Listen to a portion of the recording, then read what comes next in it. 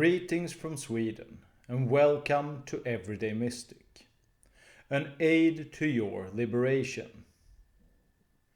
My name is David, and lately I've been talking a lot about the limitations of language. Because on the surface, it might seem like language is clear, straightforward communication. But as soon as we just start to delve into it a little bit and start to look at all of the subjectivity and all of the distortions that our minds create when we try to communicate, it becomes blatantly obvious that language is very imprecise and is open to so many distortions and misunderstandings.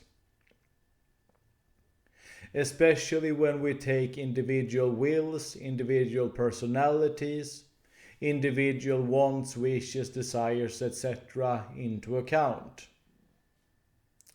And there are actually many of these things when you start to observe the human experience for real. Many things that are hidden in plain sight, that you will start to become aware of.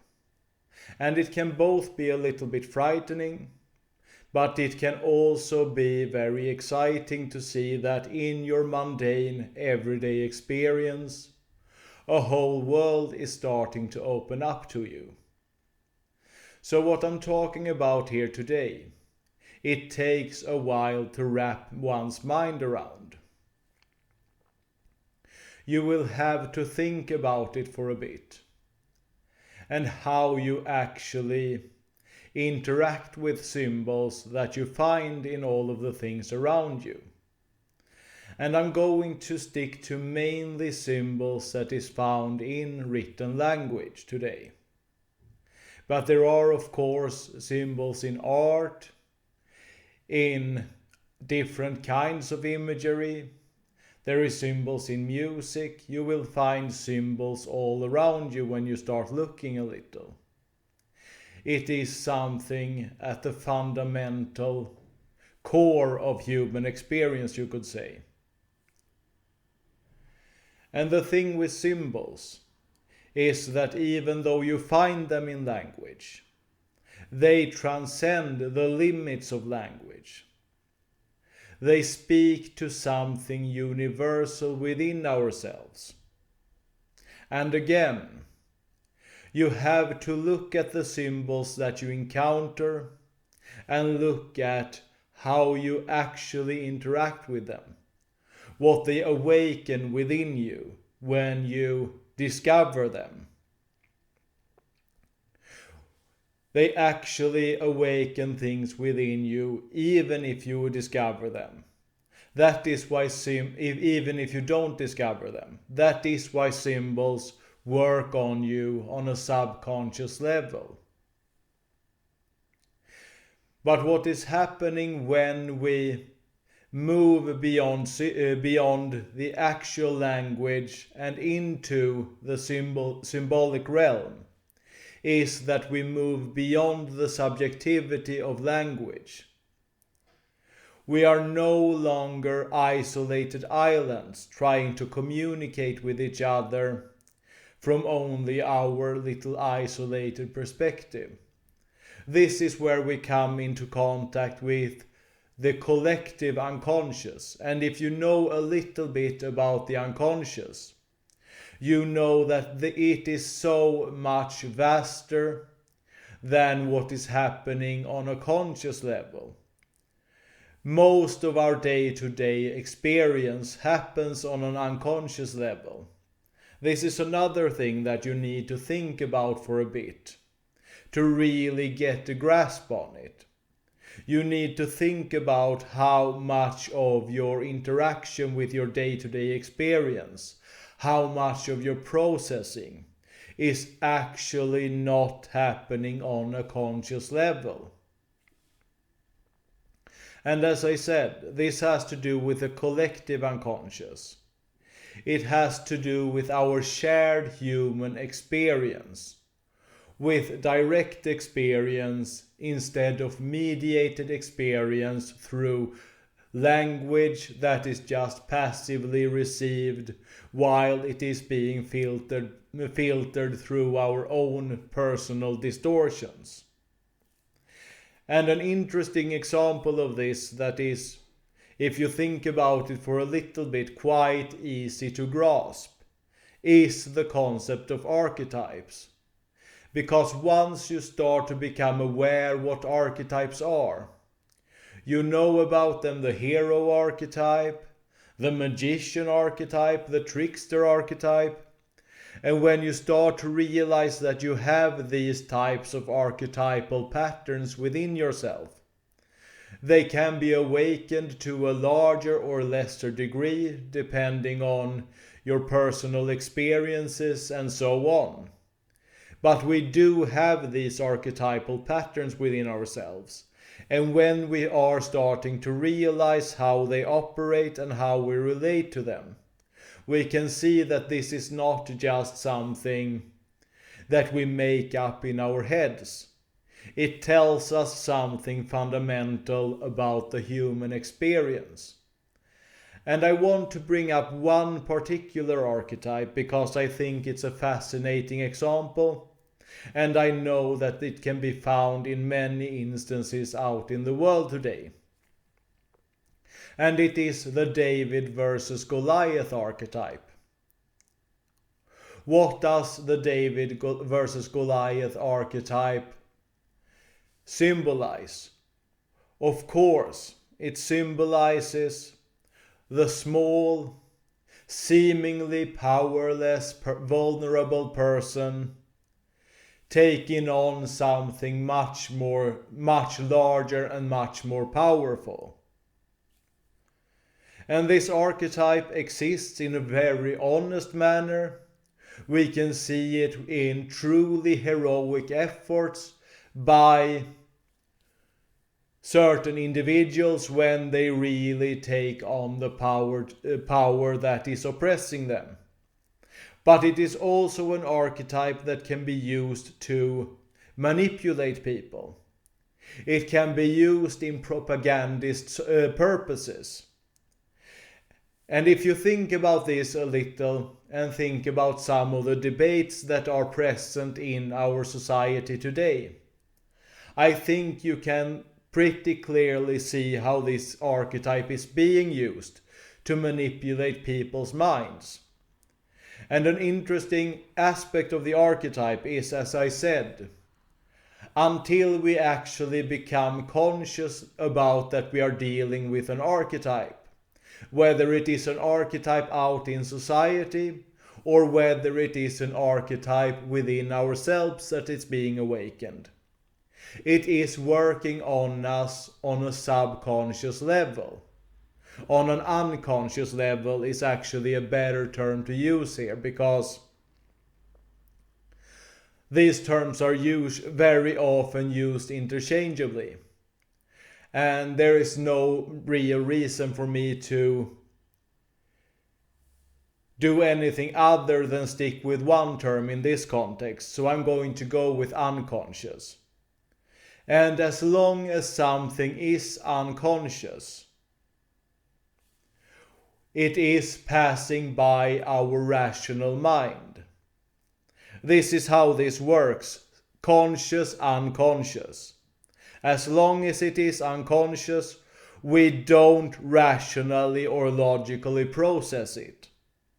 It just works on us on an emotional and on a deeper level that we are not aware of. This is something that is important to remember as we approach the world and all of the information that we are being subjected to. And you can see how this comes back. An archetype is a form of symbol, and when we encounter it, it doesn't work on us on a completely linguistic level. It is no longer direct communication. You can see how this works on different levels if you think about it. So I hope I have given you a somewhat understandable explanation. Does this make sense to you? Because now I want to go on and discuss this in a little more detail when it comes to different texts that we approach. And of course, my YouTube channel is a channel about religion, spirituality, mysticism, etc. So this is the context that I'm primarily talking about it in. So this is about our shared human experience, our direct experience. It is about that which is universal and timeless, as opposed to that which is particular, time-bound, and dependent on cultural context or the intended audience.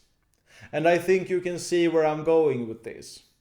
This is why it's not easy to interpret old religious texts. Because we cannot just assume that we can read the text as it is and believe that just by looking at the words we can understand what it means.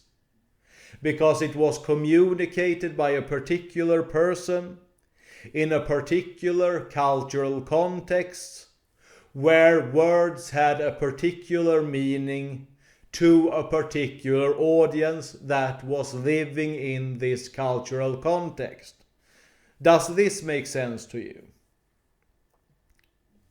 But on the other hand, when it comes to symbolism, as I said, it is universal and timeless, and it can be found behind the direct meaning, especially in very influential, very important religious texts throughout history.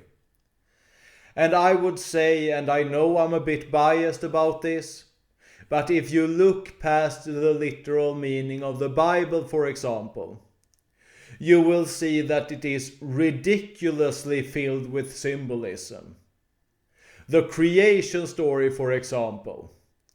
Just think about what aspects of it, such as the forbidden fruit, the fall, the snake, everything in it. Think about the symbolic meaning instead of getting caught up on whether it is actually literally true.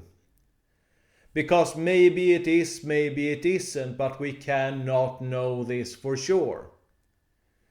And actually I think that symbolism might, in a sense, call the literal truth into question. Because if the symbolism is more important than the literal truth, then the literal truth might have had to be adjusted a little bit to fit in with the symbolism that it tries to convey. I'm not saying one way or the other. And I'm most definitely not saying that it's impossible for God to do both. Because God is infinite and omnipotent and omnipresent and so on. All of these attributes of God. So nothing is impossible for God. But whether this was how God intended it or not is another question. So, when we approach symbolism, we are no longer just passive receivers of the information. We are no longer just taking in the information passively through distorted filters. Instead, we interact with the information consciously.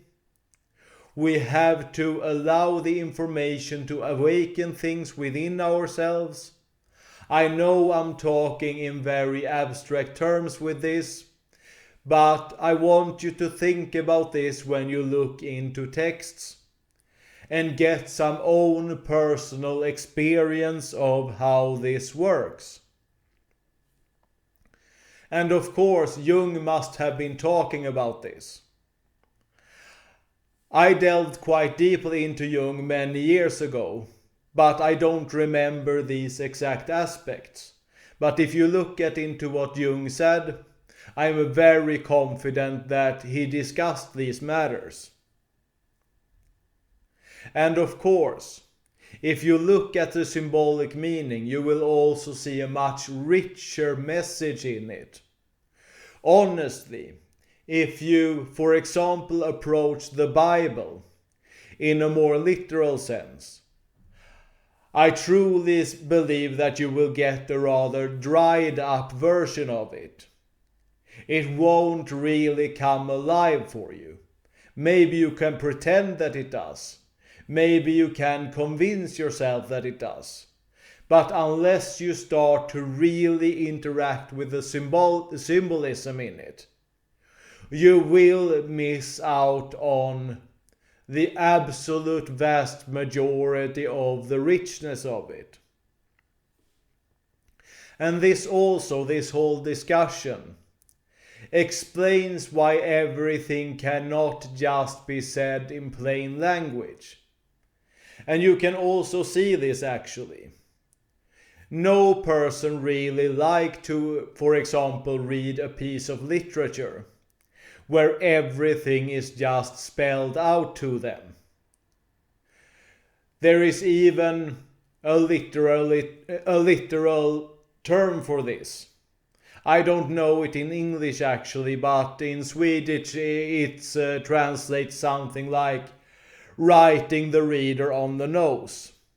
And it is when you just spell everything out and not allow the reader to think and process for him or herself. But I also want to conclude with a little warning when it comes to this. Because now we are moving beyond the levels of reason and logic. But of course, the human experience is so much more than reason and logic. Even though in this current era, at least in the Western world, where we have elevated the human intellect beyond all real reason at all. In this current era, we have made reason and logic sort of into a god. But if you think about it, we need all of our aspects if we want to really be able to approach the world in a conscious manner. If we really want to have a truly clear and rich perspective, reason and logic are very deceptive. But what I want to talk about here is that when we move beyond this, we move into the realm of more abstract thinking, we move into the realm of the unconscious. Things by their very nature become more unclear, more muddled. But as I said, they have to be. But what this means is also that we have to be very wary of the tendency to start making things into whatever we say that they are. Even though we don't have direct access to these types of truths, it doesn't mean that they are not truths. Which means that if we just let our personal little ego with its wants, wishes and desires, etc., govern how we approach these things, we will inevitably get lost. We need to approach this with a humble, open mind as much as possible, and we need to be as aware as we can about our personal biases, distortions, etc. We need to approach this with a sense of self-awareness and humility. Only then can we actually start to interpret these things in a manner that resembles some sort of correctness. And we also have to be open to other people's experience in the process. This is a dialogue between ourselves and the world and other people. This is something that we discover together. But back to reason and logic, which is where I'm going to conclude this. Because we are moving beyond reason and logic, and we have to be very careful when we do. But on the other hand, as I have shown throughout this video, when we approach the world through purely reason and logic, we are on very shaky ground to begin with anyway. And that's it for today. If you like this video, please leave a like, leave a comment, and share the video on social media and other places. All of it helps the channel to grow. And if you haven't done it already, subscribe to the channel and hit the notification bell so YouTube always notifies you of new videos. And also check out the description and the comment section for other things that me and my wife are doing. And other than that, just sincerely thank you for your time.